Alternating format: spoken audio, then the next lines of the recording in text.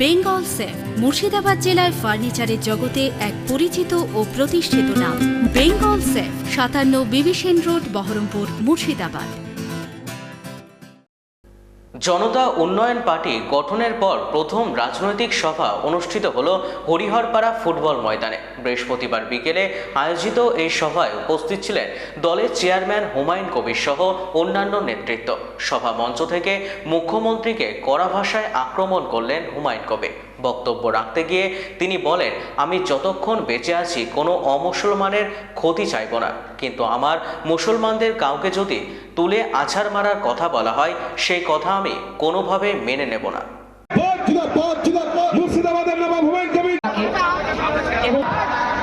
Block সভাপতিকে সংগ্রামের সঙ্গী ছিলেন। আমরা বলি অভিভাবক বাংলা ভাষায় হুমায়ুন কবির সাহেব, যাকে দেখে পার্টি থাকবে, অন্য পার্টিকে আমরা গণতান্ত্রিক পদ্ধতিতে কিভাবে গাছ লাগিয়েছি, গাছের ফসল ফলেছে, কিন্তু এসে খেয়েছে।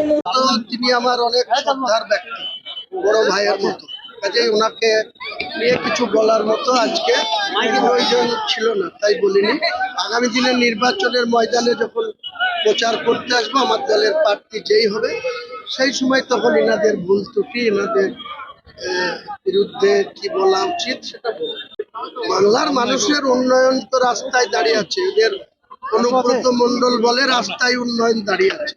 এখানকার হরিহরপাড়ার উন্নয়ন হয়েছে, কিছু হয়নি না। উন্নয়ন তো যাদের ক্ষমতায় থাকবে তাদের তো ডিউটি, মোরাল ডিউটি উন্নয়ন করা। তাই আমাদের এখানকার বিধায়ক আলহাজ নিয়ামত হাজি সাহেব একদিন একটা মালদার মিটিং এ বলেছিলেন, অ্যাডমিনিস্ট্রেশন মিটিং এ, এই হরিহরপাড়ার রাস্তাটা করে দিয়েছিলেন। তিনি বলেছিলেন, হরিহরপাড়ার মানুষ আপনাকে কিয়ামত পর্যন্ত নাকি দোয়া করবে। তা আমি বলেছিলাম, ভাই এটা ভুল বলা হয়েছে, কিয়ামত অনেক দেরি, এই ২-৪ দিন অপেক্ষা করেন, ২-৪ বছর অপেক্ষা করেন, মমতা ব্যানার্জির ১২টা বাজে।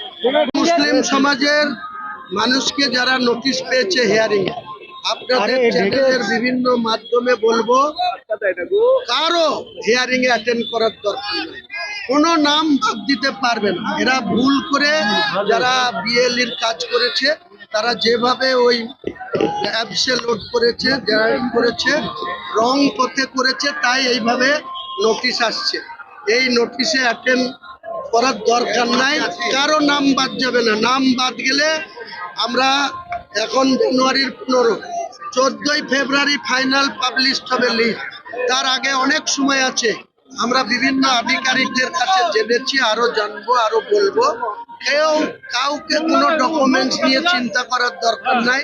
যারা এমনিশন ফর্ম পেয়েছেন, ফিল করেছেন, খসড়া তালিকা টাঙানো আছে, সেই তালিকা অনুযায়ী ফাইনাল ভোটার লিস্টে তাদের নাম। আপনি যত ভণ্ডার সরকার চালাচ্ছে, দেশ চালাচ্ছে কায়ত্ত মোদি, আর এখানে চালাচ্ছে দিদি। সে দিদি তো মন্দির করতে আর হিন্দুদের উন্নয়ন করতে এত ক্লান্ত।